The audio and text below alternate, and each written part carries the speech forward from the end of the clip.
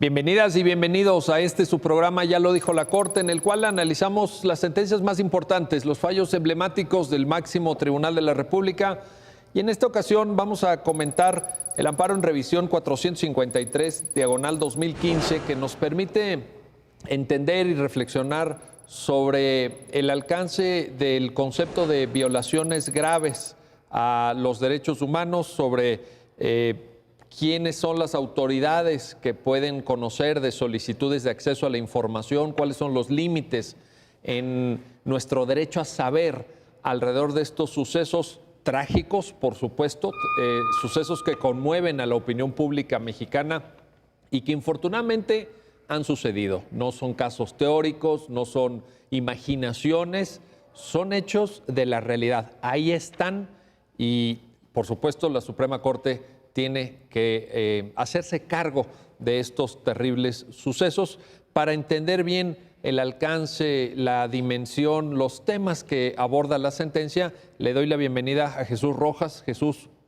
muy bienvenido, un gusto tenerte aquí. Gracias, igualmente. Y a Jacqueline Sáenz. Jacqueline, gracias nuevamente porque ya nos has hecho favor de acompañarnos en otro programa. Y Jacqueline, pues si me lo permites, te pediría que nos ayudes a entender los hechos. Este es un amparo en revisión. Entonces, ¿cuál es el origen del caso y el planteamiento que posteriormente conoce la Suprema Corte, por favor? Sí, Miguel. Bueno, este asunto, como bien dices, que versa sobre un tema muy importante, acceso a la información, deriva de los acontecimientos de agosto de 2010 sobre la masacre de los 72 migrantes en San Fernando, Tamaulipas. Creo que tu público lo recordará, fueron hechos muy terribles en donde en esa zona de Tamaulipas, bueno, y en otras zonas del país, claro, con mucha disputa de cárteles, además zonas de cruce de personas migrantes que vienen desde Centroamérica, pues se convierten en lugares de paso propicios para una diversidad y una multiplicidad de delitos. Es importante decir que la Comisión Nacional de Derechos Humanos había venido documentando el secuestro de migrantes y había venido alertando sobre las graves violaciones que vivía la población migrante que venía desde Centroamérica en toda la ruta migrante, una de esas por Tamaulipas, porque hay varias, y eso se venía documentando desde 2009 más o menos, ¿no? Obviamente tenía más tiempo que había ocurrido. Por eso, en 2010, cuando ocurre esta masacre, fue pues realmente unos hechos muy, muy dolorosos, porque decían, a ver, ya veníamos alertando de que esto pueda pasar, y finalmente ocurrió, ¿no? Una masacre en donde 72 personas son encontradas, gracias a 3 sobrevivientes de esa masacre. Me acuerdo, ¿no? que fue una conmoción de la opinión pública, se generó verdaderamente un antes y un después, ¿no? Como que nos dimos cuenta de estas Sí, tragedias. De lo que realmente ocurría y que venían denunciando sobre todo mucho las organizaciones que defienden los derechos de las personas migrantes.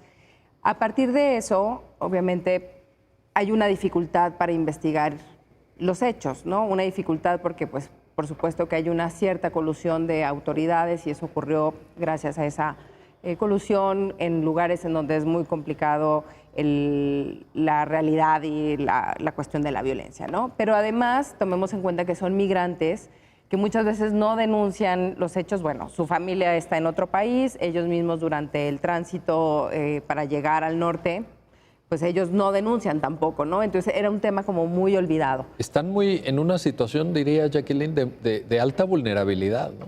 Totalmente, con muchas dimensiones, inclusive si son mujeres, si son niños no acompañados, si son, en fin, hombres jóvenes, como también atendiendo a las características. Las organizaciones empezaron a documentar y alrededor de esto se dieron también muchos otros temas, ¿no? ¿Qué pasaba con la investigación de esa masacre? ¿Qué pasaba con la identificación de los cuerpos? ¿Qué pasaba cuando querían cremar o no los restos que no habían sido identificados? En fin, muchas problemáticas. A raíz de eso, algunas organizaciones dijeron, bueno, es fundamental que conozcamos la averiguación previa y lo que está sucediendo y cómo están investigando, ¿no? Entonces, ahí es cuando viene la intervención de una de las organizaciones que se llama Artículo 19 y dijeron, bueno, como una forma, digamos, de saber qué es lo que está ocurriendo y cómo están actuando las autoridades, pues es pedir las investigaciones. Así que se dirigieron vía la plataforma de acceso a la información pública a solicitarle a la Procuraduría General de la República, ahora Fiscalía, me voy a referir indistintamente, en aquel momento era bueno, en aquel momento PGR todavía, ¿verdad? Todavía. y todavía IFAI, no INAI. Entonces, IFAI bueno, oye, por cierto, y todavía averiguación previa. y todavía averiguación previa, Sí, por sí. supuesto, ¿no? Entonces, bueno, me permitiré un poco jugar Sí, con no, esas claro. terminologías que pueden ser un poco desactualizadas para algunos.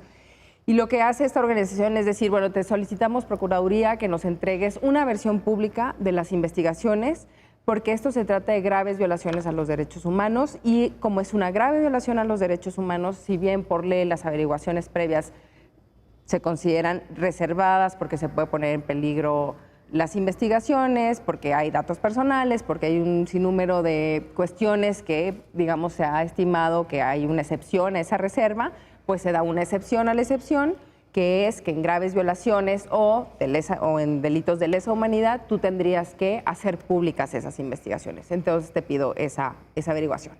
Lo que la Procuraduría hace es negar la información solicitada, ¿no? Los hechos, como dijimos, son de agosto de 2010. Hasta el 6 de diciembre de 2011 es cuando hacen esta solicitud y en febrero de 2012 es cuando se niega y se reserva por 12 años la investigación, pues básicamente aduciendo que es una averiguación previa, que hay información que tiene que resguardarse y que no se va a entregar. Entonces, lo que hace Ana Cristina Ruelas en representación de artículo 19 es decir, bueno, pues me voy al recurso de revisión para que esto se revise, ¿no? Y el recurso de revisión ante el IFAI. Ante el IFAI, ante el órgano garante. Y el órgano garante lo que hace es nuevamente confirmar esa reserva, con lo que entonces interponen un amparo indirecto, se van a tener un juez federal para que se revise esa determinación. En este asunto creo que vale la pena destacarlo, me parece que quien resolvió, el juez de distrito, lo hace muy bien, ¿no? O sea, al final sí termina diciendo, a ver, estamos aquí en una situación en donde te están alegando que hay un tema de graves violaciones. Y la respuesta del IFAI para confirmar esa resolución es que además el IFAI no podía determinar si era una violación grave o no, que porque la ley no le facultaba para eso. El juez de distrito dice, no, sí, la ley, tú eres el órgano garante y para efectos de acceso a la información, por supuesto que puedes determinar si una violación es grave o no. Concede el amparo para efectos de que se entregue una versión pública de esa averiguación previa y es la Procuraduría entonces quien recurre a esa determinación, ¿no? Sigue litigando el caso diciendo no quiero entregar la información. Ambas partes solicitan a la Corte que se atraiga el caso, la Corte, la primera sala decide conocer y finalmente es esta resolución que vamos a seguir conversando la que llega al Pleno de la Suprema Corte y se resolvió en abril del año pasado. Jesús, a partir de esta revisión que Jacqueline nos está planteando con gran claridad, creo yo, pues lo que de fondo uno percibe es el derecho a saber, este derecho de acceso a la información que, bueno, ya está en la Constitución, ha habido incluso varias reformas, ¿no? Ha habido como varias etapas en esta constitucionalización, pero cuéntanos por qué es importante o qué es este derecho de acceso a la información. En la sentencia hay una caracterización del propio derecho, sus vertientes, etcétera, pero seguramente las personas que están viendo el programa se preguntarán, bueno, ¿tenemos este derecho a saber qué está pasando? En este caso tan grave, que ya veremos sus peculiaridades, pero de entrada, ¿de qué derecho estamos hablando? Mira, es importante este desarrollo de acceso a la información. Como bien lo dice, hoy está en la Constitución, en el artículo 6, pero no siempre ha sido así. El tema es conocer, y yo creo que es muy importante, así para ponerlos en términos lisos y llanos, es conocer qué hacen las personas a las que les damos la confianza de que nos gobiernen, ¿no? Finalmente es conocer qué hacen, cómo lo hacen, en qué gastan los recursos que están siendo proporcionados a través de los impuestos, etcétera, y sobre todo conocer el actor público, para que no sea un secreto. Creo que eso es un tema muy importante. Es una reforma interesante, como tú dices, ha venido avanzando en la construcción. No era una construcción fácil porque obviamente siempre ha habido resistencias a conocer. Creo que a nadie le gusta en términos generales que pues revisen, es que gobernar en secreto es muy cómodo, ¿no? Exactamente. Que nadie te esté revisando y si una averiguación previa llevaba ahí dormida años, así pues es. hay que siga, ¿verdad? No hay problema. Sí, entonces, creo que la construcción es interesante, es un tema de derechos y creo que lo que finalmente ha permeado y que está en la Constitución, es importante mencionarlo, es que toda la información pública es eso.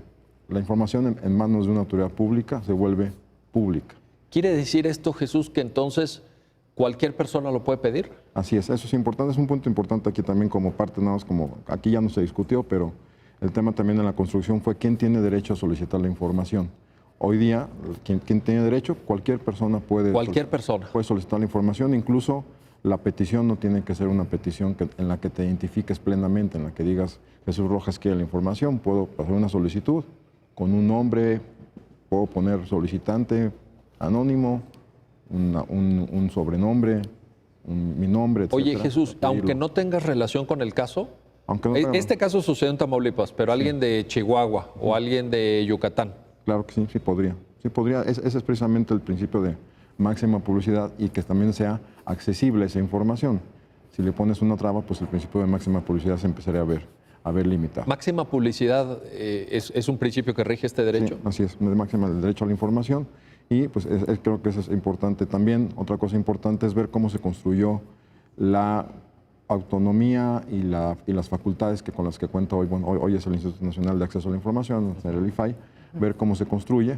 Ha habido una construcción interesante, hubo una discusión interesante acerca de cómo, una vez que este organismo garante de acceso a la información resuelve, quiénes tienen derecho a poder rebatir sus decisiones, porque obviamente las decisiones, eso es un organismo colegiado, Pero autónomo dices, ¿verdad? Sí, autónomo en el sentido de que tiene autonomía de gestión, autonomía técnica, un presupuesto, y sus decisiones hoy, por ejemplo, es importante, hoy está en la Constitución.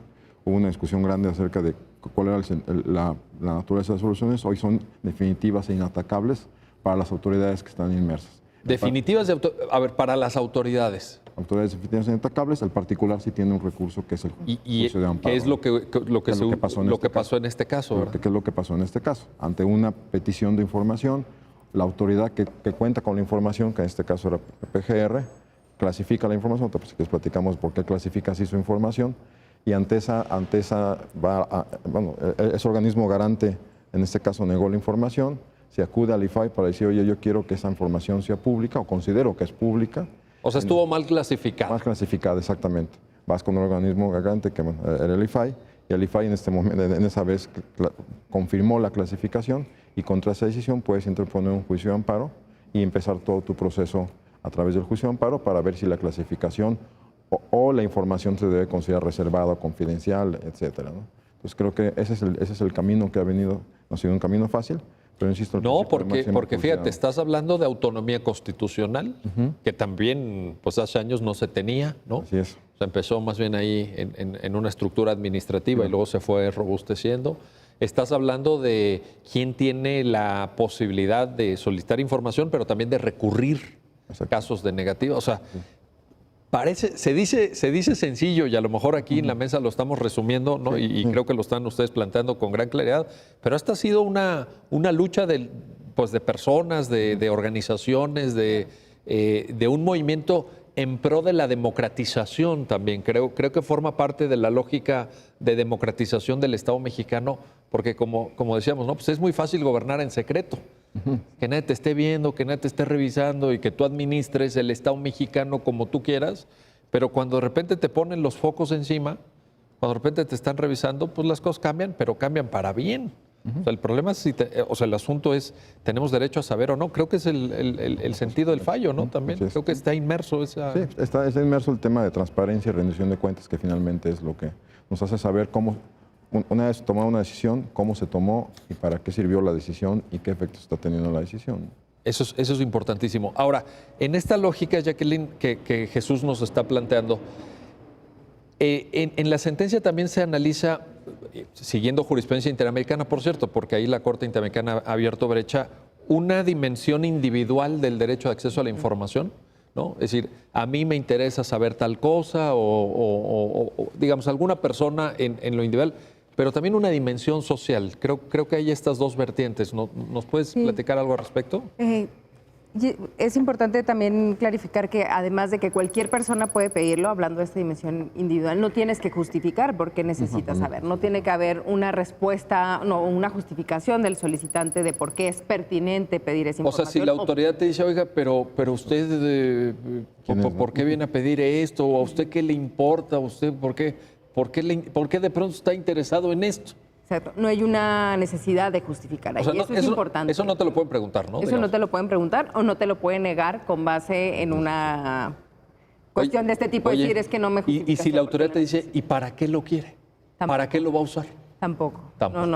No, no debería, ¿no? No, pero es tu derecho. Es tu derecho, y eso es importante, ¿no? Porque sí creo que, como bien lo han estado señalando, o sea, es un derecho que se ha ido fortaleciendo, que efectivamente en el marco interamericano ha tenido un desarrollo muy fuerte que ha permeado en cada uno de los estados de la región, que me parece que México sí lo ha ido desarrollando además muy bien los mecanismos para que sean accesibles estos derechos, para que tengas máxima publicidad, pero para que además esos mecanismos sean accesibles en lo individual, para que cualquier persona pueda pedirlo y pueda tener una respuesta consistente, ¿no? Y además eso implica toda la generación de archivos y de preservación al interior de las instituciones, ¿no? Sí, porque muchas veces dicen... que también se dice fácil, ¿eh? Ajá, pero es una cuestión también muy, muy compleja, porque muchas veces lo que dicen es, no, pues no existe la información, ¿no? Porque no la generé, o porque no la cuidé, o porque no la preservé. Porque Entonces, no la encuentro, ¿no? De repente, no la si encuentro, los archivos no están también ordenados, pues a ver, ve y busca y dónde está el papel. Entonces, bueno, esta cuestión que implica también generar esos mecanismos es importante, ¿no? Cómo se ha ido fortaleciendo y las reformas que han tenido para hacerlo esto mucho más accesible. Ahora, es importante esta dimensión individual en la que cualquier persona, ciudadano o ciudadana, puede acudir a la autoridad a preguntar una cuestión de finanzas públicas, de lo que está ocurriendo, de la información que tiene. Claro que hay ciertas reservas. Pueden ser procesos deliberativos, por ejemplo, te pueden decir, bueno, esta no es una decisión tomada, entonces no te puedo entregar eso, averiguaciones previas, salvo estas excepciones que ya decíamos sobre violaciones graves y delitos de lesa humanidad.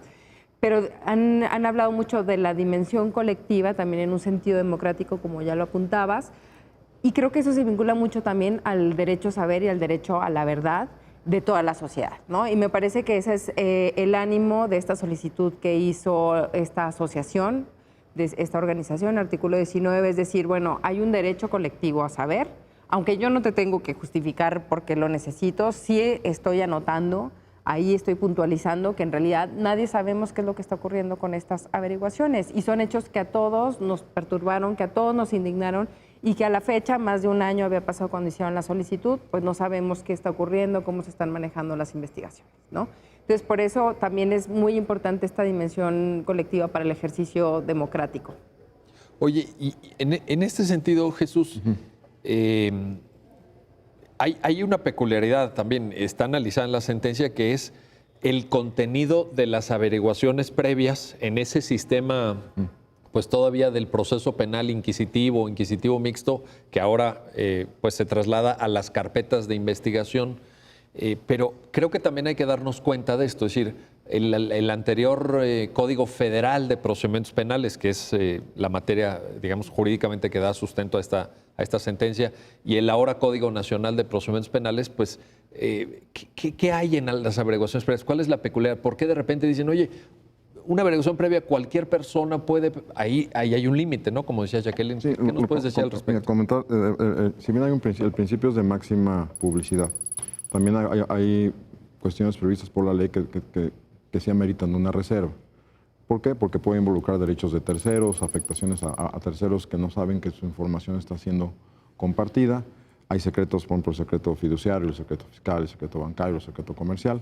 Y en este caso también la averiguación previa o procesos deliberativos. La averiguación previa tradicionalmente se reserva porque puede haber información que todavía no es definitiva, puedes dar a conocer información que incluso haga que la opinión pública conozca información con antelación y empieza un proceso de, por ejemplo, de mediatización de alguna persona que está siendo investigado. Sí. Y la opinión pública, cuando ves que está siendo investigado, ya no se pregunta si tienes alguna responsabilidad en el proceso, sino dicen, él fue. Ya, se emite el veredicto, ¿verdad? Ya, por el hecho de ser investigado, ya... Entonces empiezas con un problema de regla de trato, de presunción de inocencia, de contaminación de pruebas, de que puedes empezar, vamos, si una persona dice en una averiguación previa están señalados 1, 2 y 3, cuando te preguntan después quién fue, pues, ¿te acuerdas que viste la averiguación previa? Pues vas a los que ustedes mismos señalaron en la averiguación, cuando era meramente un dato de investigación. Entonces, en ese sentido, creo que sí hay reservas, hay excepciones que se permiten. O sea, hay una cierta lógica en esto, ¿no? O sea, no es una cosa arbitraria de que no revisen las averiguaciones, hay una cierta justificación. Justificación, que en este caso, lo comentaron de todas maneras, también hay una excepción de la excepción cuando entra una violación grave a derechos humanos, un delito de lesa humanidad, que son tan graves que afectan a la sociedad en su conjunto, que ahí sí permiten, independientemente del, digamos, el problema que se pudiese generar con el conocimiento de la averiguación de las personas, de hechos, de ciertos datos o hechos, es más importante para la sociedad en su conjunto, ahora sí para todo el mundo, saber qué está pasando porque nos interesa, porque aquí lo que queremos evitar con esta información pública es que se vuelvan a presentar situaciones como estas. Perfecto. Bueno, vamos a hacer una pausa. No se vayan, regresamos enseguida para seguir comentando este amparo en revisión 453, diagonal 2015, y todo lo que implica el tener acceso, el derecho a saber, los límites y esta excepción de la excepción, sobre lo cual vamos a platicar enseguida. No se vayan.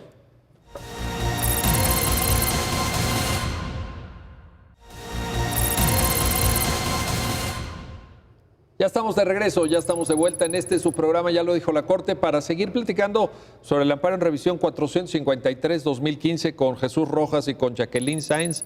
Y me gustó mucho, los dos usaron la expresión, y es una expresión que está en la sentencia, evidentemente, la excepción a la excepción. A ver, vamos por partes para que el público que está viendo el programa nos pueda seguir en esto.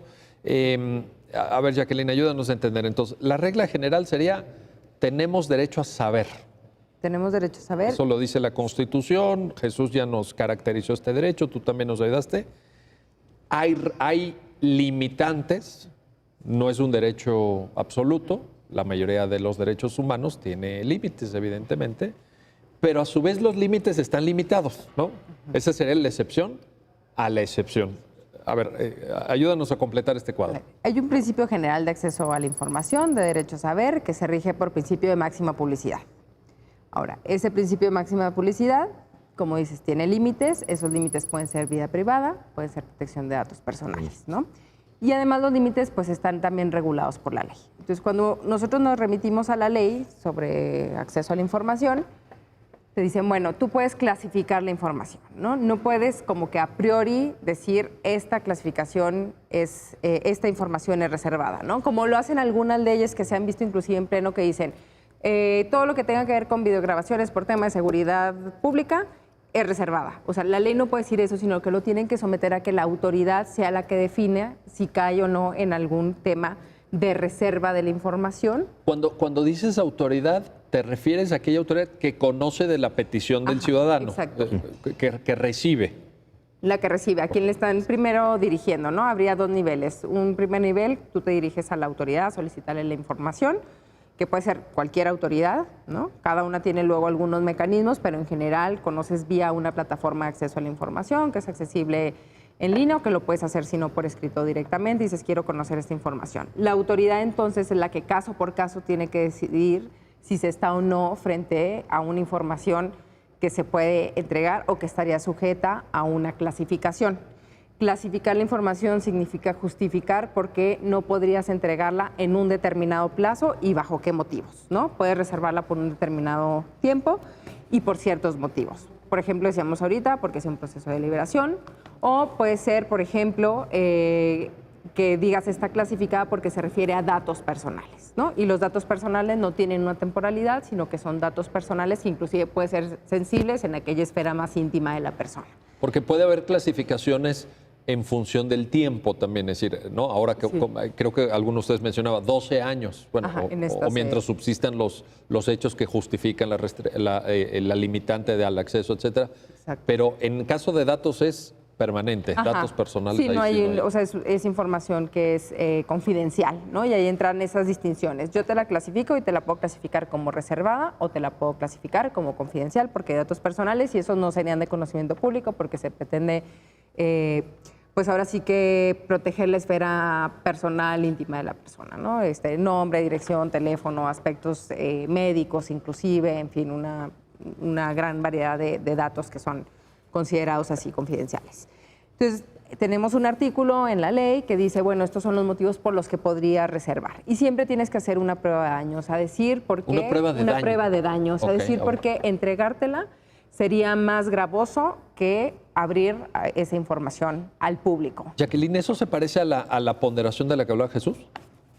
¿En esta etapa administrativa sí, todavía? Sí. O sea, ahí todavía ponderas, pero tienes que justificar, ¿no? Eso es lo valioso del tema de acceso a la información, que no puedes hacer reservas absolutas ni a priorísticas. Pero ¿cómo podremos llamarlo esto? ¿Es como una carga argumentativa, digamos? Sí, yo pensaría que es una carga argumentativa con un marco también legislativo que te ayuda a definir qué supuestos y bajo qué esquemas y en qué cajón, digamos, estás poniendo cada una de las informaciones, ¿no?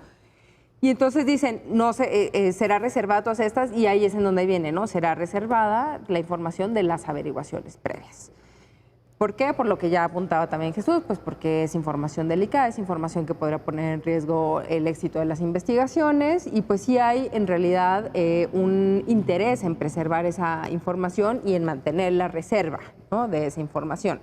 Sin embargo, la propia ley dice graves violaciones de derechos humanos o delitos de lesa humanidad son de una entidad tan absolutamente importante para la sociedad que no se justifica que tú mantengas. Y entonces ahí cuando viene lo que llamamos la excepción. A esa excepción. Es una excepción a entregar la información, las averiguaciones previas, pero hay una excepción a esa excepción, que es tratándose de graves violaciones y de delitos de lesa humanidad. Es que parecería como un juego de palabras, Sí, ¿no? A veces la excepción de la excepción, no. Por eso ahorita lo explicaste. Por eso tenemos mala fama luego. Los abogados nos dicen, oye, como que está muy enredado, ¿verdad? Está muy enredado, pero en realidad no es tanto, ¿no? Es decir, bueno, no, ahora se entendió perfecto, creo que se entendió muy bien. Ahora, una pregunta es, ¿quién hace esa manifestación de que es una violación grave de derechos humanos o cuando estamos frente a un delito de lesa humanidad? Y ahí es en donde viene toda la complejidad de estos asuntos que estaban ante el INAI, y digo estos asuntos porque era este asunto, pero también hubo otro que presentó la Fundación para la Justicia y el Estado Democrático de Derecho, que es una organización que ha trabajado mucho el tema de migrantes en tránsito y migrantes centroamericanos, y que también junto con esta otra organización, Artículo 19, decían, bueno, hay una necesidad de saber qué está ocurriendo con esas investigaciones, de poder tener un mínimo de conocimiento. Por esto que decíamos, además hay familiares que están fuera, que no pueden conocer, hay familiares que a lo mejor tampoco están seguros que las víctimas son sus hijos o sus hermanos, pero necesitamos saber, ¿no? Hay una presunción, hay un interés. Entonces, en este amparo 453 fue un poco lo que se cuestionó. ¿Quién hace esa determinación de violaciones graves? Pero también en el amparo en revisión 661 de 2014, de hecho se resolvió en la misma sesión. Y este segundo asunto que yo cito, también se pedía la averiguación previa de la masacre de los 72 migrantes en San Fernando, pero además lo que le llaman San Fernando II, que fueron hechos que ocurrieron en mayo de 2011 sobre 47 fosas que se encontraron, que contenían más o menos restos que podrían pertenecer a 193 personas. Y después, en abril de 2012, 49 personas que fueron asesinadas y encontradas en Cadereyta. Y muchos de ellos... Cadereyta es Nuevo León, es ¿verdad? Nuevo León, sí, como también entiendo en los límites. En los límites ya con Tamaulipas. Con Tamaulipas.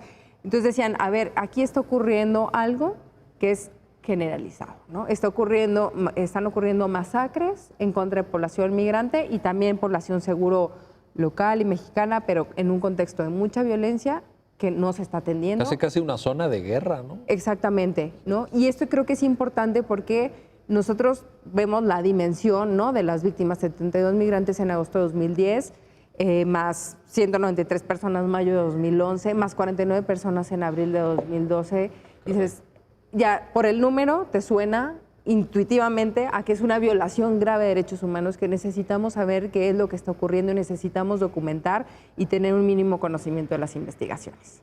Ahora, Jesús, yo creo que el planteamiento, y Jacqueline nos lo está poniendo muy claro, tiene mucho sentido, porque, y aquí te pido la opinión, digamos, estrictamente de técnica jurídica. Cuando la ley dice violación grave de derechos humanos o cuando dice delito de lesa humanidad, uno como abogado lo primero que piensa es, espérame, ¿y quién dice que es delito? ¿Y quién dice cuándo hubo una violación de derechos humanos, uno, y dos, que esa violación sea grave? Entonces, uno puede decir, por ejemplo, en una visión tradicional, no estoy diciendo que sea la correcta y la propia sentencia lo aclara, pero en una visión tradicional uno puede decir, oye, pues eso le corresponde a una autoridad judicial o a la CNDH, pero PGR puede decir cuándo es delito de lesa humanidad. ¿Cómo entender esta parte de qué le toca hacer a cada quien? Y sobre todo en el marco que ustedes ya lo plantearon con mucha claridad, de que esta es una solicitud de acceso a la información, no es propiamente algo que se dirima en el contexto de un proceso judicial, sino que surge por vía administrativa. Claro, luego se judicializa porque tú explicaste muy bien. Ante la negativa, pues viene el amparo del solicitante, pero de entrada, pues es algo administrativo. ¿Tiene sentido? ¿No tiene sentido? ¿Cómo entender esta parte? Sí, mira, eso es importante precisamente en la construcción de cómo se llegó y a quién se le pide, cómo se llegó al estado actual de las cosas, en el sentido de a quién se le pide la información y cómo funciona o quién es el garante de la apertura de esa información. Quien tiene la información pues, es una autoridad, es a la que se le debe solicitar la información porque ellos tienen la información, la construyen, la ordenan, la archivan, la clasifican, etc. Quien es el garante de acceso a la información hoy es un organismo que es el Instituto Nacional de Acceso a la Información. Parecería ser que en una primera instancia dirías, vamos a buscar un tema de competencias. ¿Quién es el competente para resolver un asunto de una o de otra manera? ¿Quién es el facultado? Y podrías pensar que tendrías que ir en primer lugar y decir, tú clasifícalo, tú dame la clasificación porque tú tienes la información. Pero en esta lógica de que hay un organismo que sea independiente, que sea distinto de ese organismo, que es el INAI, pues en esa lógica el proyecto lo desarrolla, acabamos concluyendo que debe ser ese organismo porque él es el que tiene la facultad de abrir la información a la sociedad en general. O sea, el INAI tendría que verificar si estamos dentro de la excepción de la excepción. Claramente, si no, es lo que tendría que hacer. Porque esa sería la duda. Sí, esa sería la duda. Es lo que tendría que hacer, verificar si estamos en esa excepción de la excepción. Esa verificación también, me adelanto un poco, tampoco es una verificación graciosa. No es porque se le ocurrió al IFAI, sino ahí sí el intérprete de la norma, que en este caso son los tribunales, al final la Suprema Corte de Justicia, pues sí da ciertos parámetros para entender, darle contenido normativo a esas palabras de violación grave de derechos humanos o delitos de lesa humanidad. Encontrándole un sentido normativo a eso, pues el IFAI tendría las herramientas para determinar cuándo estamos en un caso de violaciones de derechos humanos o no, o en primera instancia, o un delito de lesa humanidad. Aunque ahí en este caso el IFAI dijo que no. Que no, porque había un tema de que hasta dónde llegaba, en este caso, la facultad del IFAI. Yo creo que en este caso el tema era determinar si facultativamente el IFAI podía entrar a dar esa definición y pues, se consideró que sí, porque, insisto, es el garante de acceso a la información. Y la discusión aquí en ese asunto era interesante, pues también era que también pensarías, ¿quién investiga violaciones de derechos humanos o quién revisa violaciones de derechos humanos? Pues también la lógica así rápidamente serían pues, las comisiones, ya sea nacional o comisiones estatales de derechos humanos. Claro. Sí, intuitivamente, la primera contestación sería, oye, pues CNDH, ¿no? CNDH, ¿por qué? Porque la gente cuando siente que un derecho humano ha sido violentado o percibe o considera, puede ir a presentar una queja ante la comisión, ya sea estatal o como, bueno, el nombre que sea en la estatal o la Comisión Nacional de Derechos Humanos y pedir o decir, tengo una queja, estos son los hechos, y ya que la comisión en su caso empiece una investigación.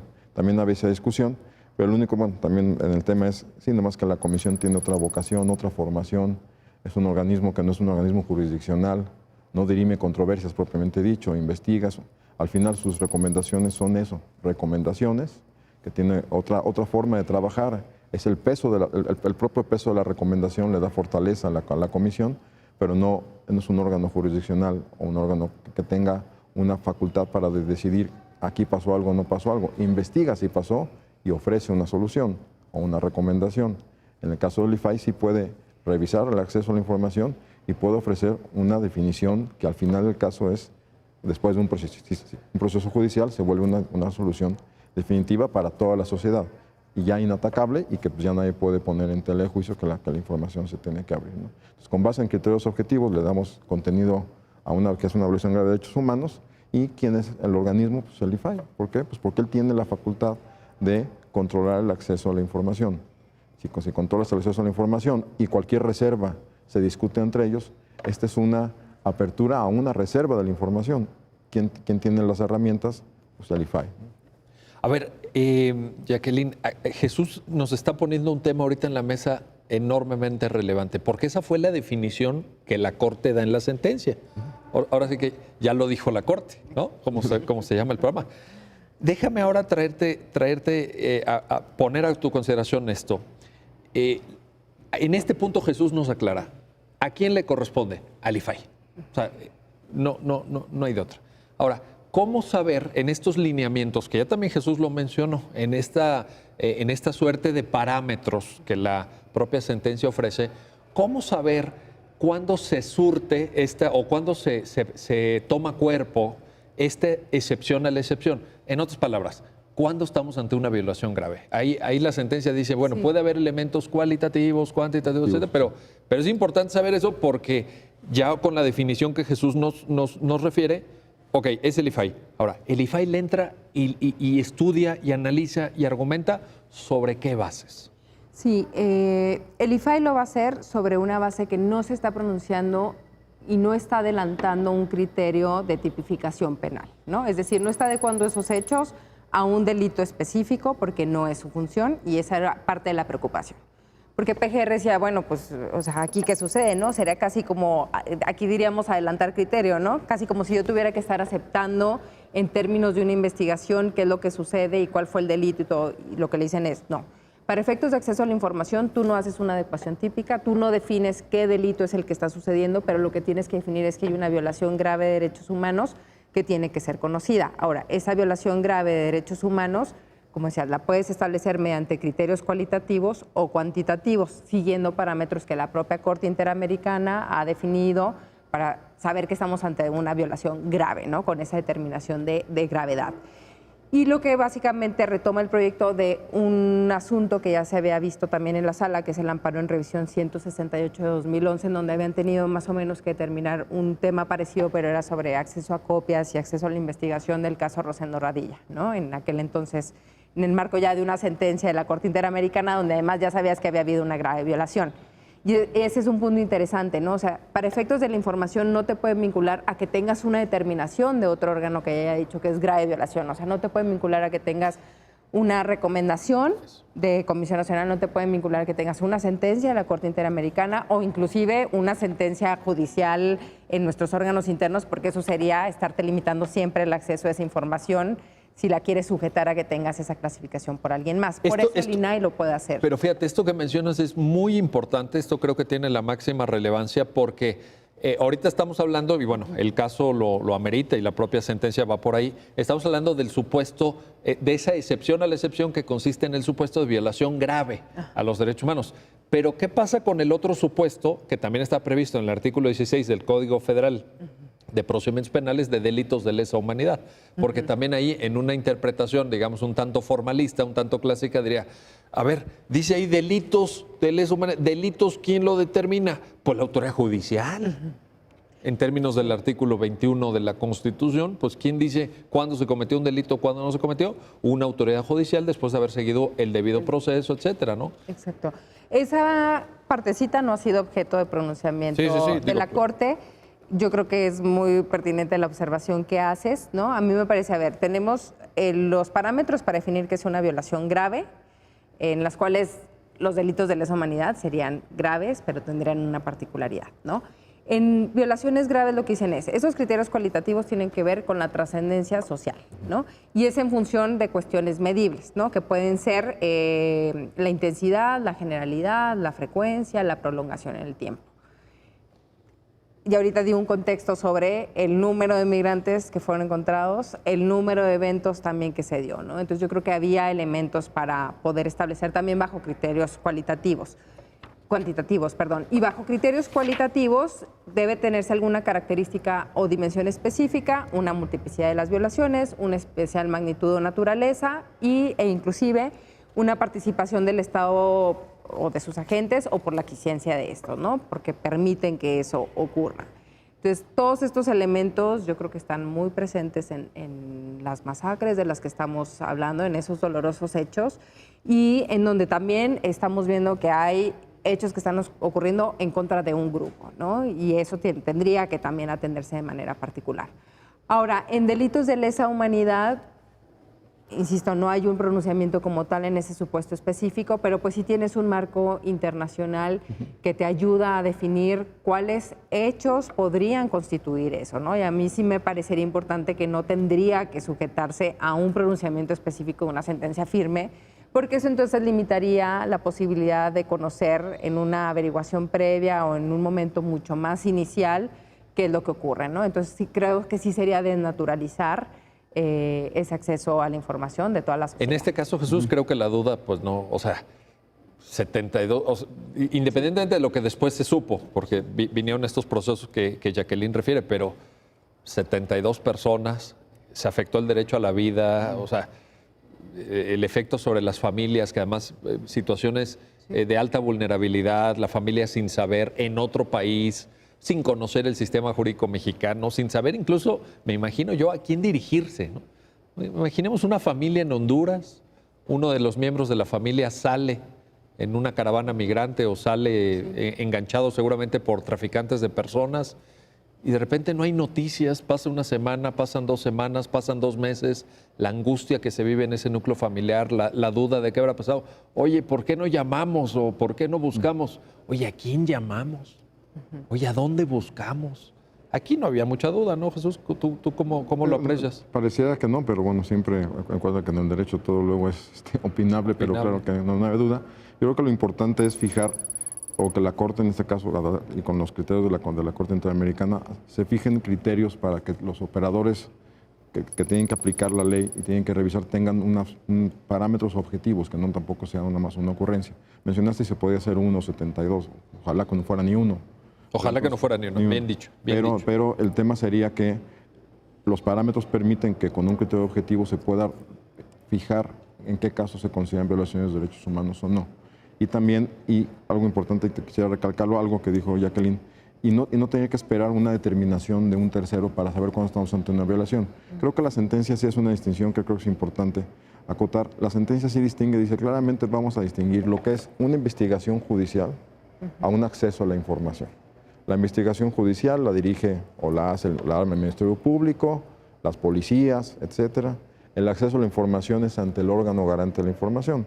El órgano garante de la información no tiene que ser necesariamente un experto, vamos a llamarlo así, en derecho penal, para ver qué es que está involucrado. Lo que tiene que saber es un experto en publicitar la información y tienen que entender la reserva o no. Claramente son 2 ámbitos diferenciados, que la sentencia sí lo deja muy claro, porque podría pensar, hoy estás invadiendo incluso la facultad del agente investigador, la facultad de las fiscalías, etcétera. No, se está diciendo que cada quien en su ámbito de aplicación, y el INAI sí tiene un ámbito de aplicación muy específico que es, insisto, garantizar el acceso a la información.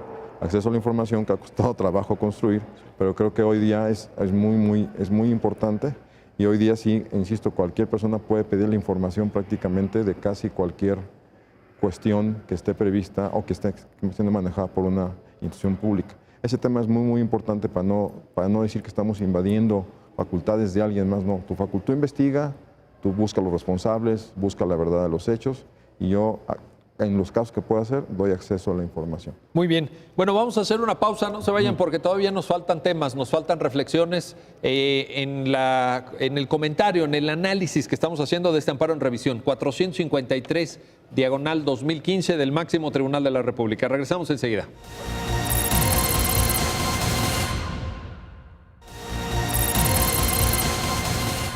Ya estamos de regreso, ya estamos de vuelta en su programa, ya lo dijo la Corte, para seguir comentando este amparo en revisión 453/2015 con Jesús Rojas, con Jacqueline Sáenz. A ver, Jacqueline, Jesús nos planteaba un tema que obviamente está en la sentencia, pero que él destacaba ahorita, y yo quiero retomarlo contigo para hacerte la siguiente pregunta. Entonces, en lo que Jesús nos explicaba de que una es la competencia que tienen los órganos que integran averiguaciones o que integraban averiguaciones previas, que ahora integran carpetas de investigación. Otra es la competencia de los órganos garantes del acceso a la información, sea el INAI a nivel nacional o sean los institutos en cada una de las entidades federativas, pero no tenemos que confundir las 2 cosas. Exacto. Es decir, se trata de 2 ámbitos de competencia y Jesús nos dice, cuidado con no entender o no concebir o no desprender de la sentencia, porque además, al contrario, la sentencia es muy clara, una confusión o una invasión de competencias. Es esto así, ¿no? ¿Qué nos puedes comentar? La discusión de pleno fue bastante rica y vale la pena quien pueda retomarla, porque fue una de las preocupaciones de varios ministros, ¿no? Decían, no tenemos duda de que el INAI es el órgano que puede hacer esa determinación, pero sí necesitamos que la sentencia quede muy claro que no estamos como prejuzgando, ¿no? Que una determinación del INAI sobre graves violaciones no implica, como decíamos, hacer una adecuación típica ni invadir competencias de la Procuraduría. Es decir, nuevamente, es para efectos de entrega de la información, pero la Procuraduría puede llegar a determinar distintos delitos, distintas cuestiones. También cuando estamos en un ámbito penal de exacta aplicación, no hablamos de graves violaciones a derechos humanos, ¿no? Hablamos de los delitos que ocurren que pues se configuran y constituyen graves violaciones. Entonces, ¿Podría ser homicidio? Podría ser homicidio. Desaparición, bueno, en este caso no, pero desaparición forzada. Inclusive el homicidio no tenemos un tipo penal que sea ejecución extrajudicial, por ejemplo, ¿no? Lo cual sí se maneja mucho cuando hablamos en un ámbito de violaciones a derechos humanos. Entonces creo que sí hay esas dos distinciones. Estos parámetros para graves violaciones te sirve para esos hechos, mirarlos a la luz con esos lentes y decir hay o no hay, ¿no? Pero tampoco te obliga a determinar este grupo de personas fue víctima del delito de homicidio, este grupo de personas fue víctima de lesiones graves, en fin. Lo que te dice es, con esos hechos que tienes que determinar esa gravedad de las violaciones y la pertinencia para entrega de la información. Y nuevamente dejar muy en claro que eso no significa un pronunciamiento previo sobre las investigaciones. La autoridad ministerial tendrá que hacer sus investigaciones, tendrá que concluir si hay o no delitos, si hay suficientes pruebas, si podemos probar la responsabilidad de alguien más. La CNDH hará lo mismo, ¿no? En sus recomendaciones, e inclusive es interesante porque la segunda sala, antes de que se fallaran estos, falló también un asunto en donde me parece que si no me equivoco, lo que pedían era el acceso a la prueba documental que tenía la Comisión Nacional, también me parece que era la masacre de los 72 migrantes en San Fernando. Y CNDH lo que dijo es que yo no te puedo hacer la determinación de graves violaciones, ¿no? Para efectos de acceso a la información. Entonces, finalmente se concluyó que, pues, por supuesto que sí puede hacerlo la Comisión Nacional para efectos de entrega de la información, además porque pues, es el órgano que conoce de estos temas de graves violaciones, ¿no? Entonces, creo que las competencias se han ido definiendo muy bien. O sea, para efectos de información que tiene la CNDH puede hacer esa determinación para entregarla. Para efectos de acceso a la información, el INAI es el órgano competente. Para efectos de una investigación penal, la PGR sigue manteniendo su competencia y la posibilidad de investigar libremente, ¿no? Como dos esferas muy diferenciadas de actuación y de naturaleza de lo que cada una hace y de la información que genera y que puede entregar. En ese contexto, Jesús, de acuerdo a lo que Jacqueline nos está comentando, pudiéramos pensar en lo siguiente. Digamos, PGR, no fue el caso, pero en una futura solicitud que conociera ahora Fiscalía, porque ya PGR ya no existe. Digamos, le llega la solicitud de acceso a Fiscalía. Fiscalía dice, pues para mí que sí es una violación grave, te doy acceso. Se configura el acceso en el supuesto previsto por la ley, etcétera. Eso no impide que después Fiscalía, al momento, por ejemplo, de un ejercicio de la acción penal, pudiera hacer una clasificación u otra o determinar incluso un no ejercicio, porque no se configuraron al final los elementos típicos, etcétera. ¿Visualizas ese escenario? ¿Se podría dar en este término? De hecho, precisamente yo creo que la sentencia se preocupó de eso y en el Pleno también, de establecer que esto es la facultad o la competencia del IFAI es para acceso a la información. ¿Quiénes son los proveedores responsables y los hechos? Eso le toca determinarlo, en este caso, a las fiscalías. Las fiscalías determinarán la probable responsabilidad, qué hechos, la descripción de los hechos, cómo arman su carpeta, etcétera, lo hace la fiscalía. Esto es, digamos, prima facie, se advierte que puede haber una violación grave o que hay una violación grave de derechos humanos con los parámetros que da la Corte y apertura a la información. Pero no se involucra, en este caso, la apertura de la información con las competencias de la Fiscalía. ¿Quiénes fueron? ¿En qué condiciones? ¿Cómo lo fueron? ¿Qué conducta típica se actualiza? Etcétera. Eso lo tiene que determinar y fundamentar y armar la carpeta, hoy de carpeta o investigación y presentarlo ante quien lo tenga que presentar, las Fiscalías o la Procuraduría o la Fiscalía General de la República. Esa es la competencia. Eso es importante para delimitar porque uno podría pensar, oye, si ya alguien dijo que es una violación grave de derechos humanos, pues no podría venir la Fiscalía con otra consideración. Bueno, o incluso la CNDH. La CNDH. Porque me imagino, por ejemplo, una determinación de Fiscalía General de la República que diga, sí te doy acceso porque entiendo que estamos ante una violación grave. Eso tampoco impide que CNDH pueda, en su comprensión y en la tarea y en su competencia, decir, no, para mí estos hechos no son una violación grave. O sea, cada quien en su cancha, ¿no? En su cancha, exactamente. Ahora, y esto también es importante porque, pues en este caso había transcurrido ya un tiempo importante en el desarrollo del contenido, de la tarea de investigación de PGR, pero pues en una de esas te puede llegar la solicitud de acceso a las 2 semanas, por ejemplo, o a la semana de que tú aperturaste una carpeta y a la semana te dicen, oye, quiero ver qué hay en la carpeta porque se trata de una violación grave. Y en ese momento tú dices, bueno, por lo que yo llevo hasta esta etapa, yo veo que sí se surten los criterios objetivos, los parámetros que en las sentencias se fijan, cualitativos, cuantitativos, etcétera, pero avanzo en la investigación y ¿qué crees? Pues que no. Se vale, ¿no? Se podría. Sí, de hecho es acceso a la información. Digamos, desde primera vista puedo considerar que sí hay. Cuando ahondo en la investigación, pues pueden pasar muchas cosas que no se controlan día, se van apareciendo y se van controlando pues, cuando surgen, no cuando tienes una petición, ¿no?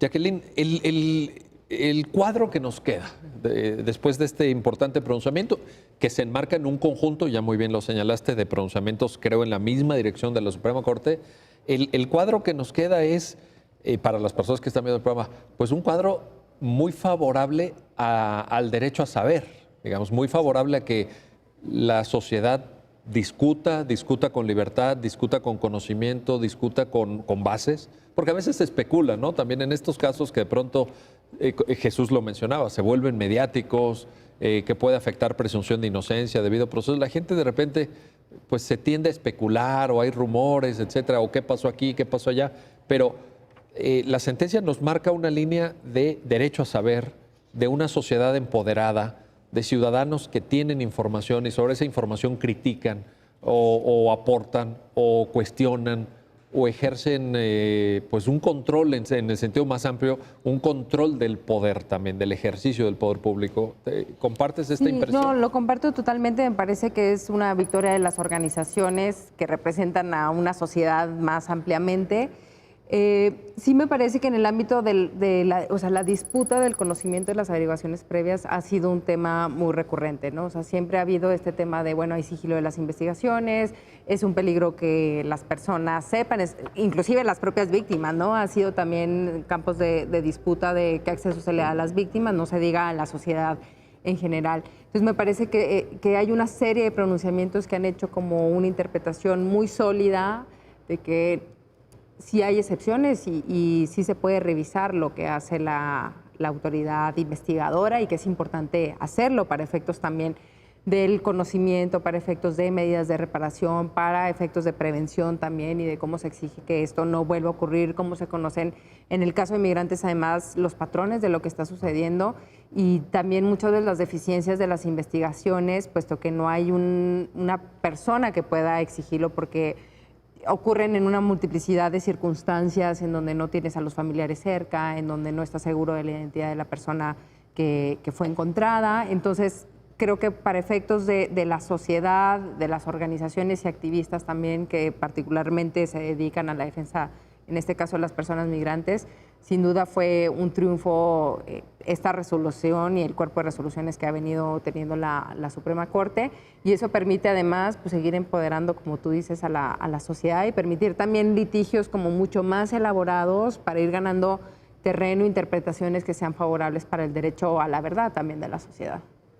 Oye, y en esto, Jesús, en esto que dice Jacqueline, bueno, pues triunfo de las organizaciones, triunfo de la sociedad en general y todo, pero esto se pone a conocimiento de la Suprema Corte porque alguien inicialmente ante PGR pues fue y solicitó y ante esa innegativa de PGR se inconformó y fue al IFAI y después de que el IFAI le volvió a decir que no, promovió un amparo y luego peleó en la revisión. O sea, yo creo que también aquí el mensaje que Jacqueline está poniendo en la mesa de consideración nuestra es, pues oigan, por esto hay que luchar, o sea, tampoco cae del cielo, porque tú lo mencionabas al principio del programa, ¿no? En estas etapas del derecho a saber, del derecho a acceso, pues ha habido impulsos y ha habido reclamos y ha habido iniciativas. Creo que el mensaje sería, sigan pidiendo, ¿no? Sigan pidiendo. De hecho, te diría que en acceso a la información, la verdad es que yo sí, pues, así percibo personalmente un gran avance. La información que se tiene a disposición de la sociedad en cualquier dependencia, no he hecho un estudio científico, pero empíricamente, de hecho, la información que incluso está en las páginas de las propias dependencias, en los portales de transparencia que por ley tienen que tener, es una información que hace 15 años era impensable. Impensable, ¿no? Impensable. Hoy creo que falta muchas cosas en transparencia, pero hoy hay mucha información. El acceso a la petición realmente creo que se ha hecho muy... Es sencillo, lo haces si tienes un correo electrónico, lo haces por correo electrónico y sí te contestan las autoridades, te dan mucha información, hay mucha información disponible, ojalá que hubiera más, pero sí creo que es que lo pidas, tienes que ejercer este derecho, claro. Que lo pidas, que lo solicites y que en su caso al final del camino pues el INAI te diga, aquí está la información. Y no sé, si viéramos una tasa de asuntos que se litigan o que se procesan ante el INAI, creo que es seguro que la mayoría deben acabar siendo en el sentido de abrir la información. Oye, nos queda ya muy poco tiempo, Jacqueline, para terminar el programa, pero no quisiera cerrarlo sin plantearte esto.